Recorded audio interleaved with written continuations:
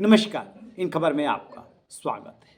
शुक्रवार को एक साथ दो ऐसी घटनाएं हुई जिसे सुन करके और देख करके कोई भी दहल जाएगा कि प्रॉपर्टी के लालच में ये सब क्या हो रहा है। एक खबर आई लखनऊ से, जहां पर मलिहाबाद इलाके में एक ही परिवार के लोग सिर्फ प्रॉपर्टी के एक टुकड़े को, ज़मीन के एक टुकड़े को लेकर के भिड़े, जिसमें कि एक हिस्ट्री सीटर है और जो दूसरा पक्ष था उसके एक ही परिवार के 3 लोगों को मार डाला, जिसमें एक नाबालिग और महिला भी शामिल है। दूसरी खबर आई मुंबई से सटे थाने से, जहां पे बीजेपी के एमएलए गणपत गायकवाड़ ने थाने में ही दनादन गोलियां बरसा दी और शिवसेना एकनाथ शिंदे गुट के नेता महेश गायकवाड़ और उनके साथ 2 लोगों को घायल कर दिया।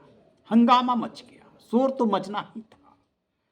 आखिरकार थाने में कोई ऐसी हिमाकत कैसे कर सकता है? जब आम आदमी त्रस्त होता है तो भाग के थाने जाता है। रूल ऑफ लॉ की दुहाई दी जाती है। कानून ये कहता है कि जो कानून अपने हाथ में ले उसके खिलाफ एक्शन हो, लेकिन यहाँ तो माननीय थे, विधायक जी थे।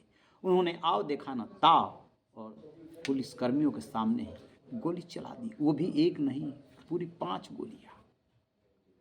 इसके बाद शिवसेना के नेता को तत्काल अस्पताल में भर्ती कराया गया। उनके साथ जिन 2 लोगों को और गोली लगी है उनको भी भर्ती कराया गया। मुख्यमंत्री एकनाथ शिंदे उन्हें देखने पहुंचे।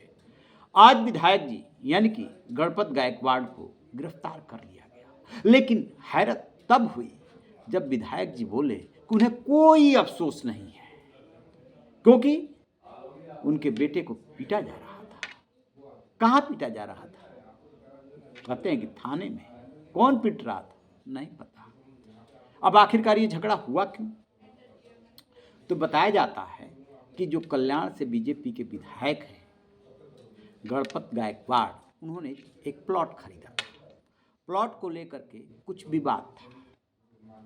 अब इनका कहना ये है कि वो इसको लेकर के मुकदमा जो चल रहा था वो जीत गए, और जो दूसरा पक्ष है यानी कि शिवसेना के कल्याण के प्रमुख महेश गायकवाड़, उनका उस प्लॉट पे कब्जा था और इसी को लेकर के विवाद था, जिसमें कि गणपत गायकवाड़ के बेटा भाग करके पहुंचा था थाने मदद मांगने के लिए, जैसा कि विधायक जी का कहना है।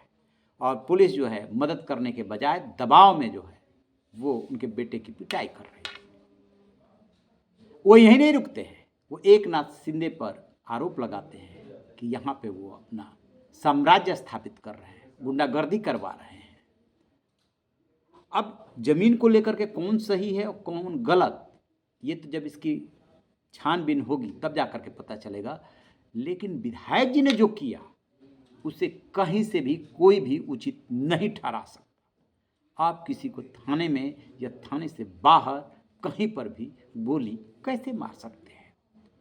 हद तो तब हो जाती है जब आवेश में मान लीजिए कि आपने कोई कांड कर भी दिया तो पश्चाताप करें।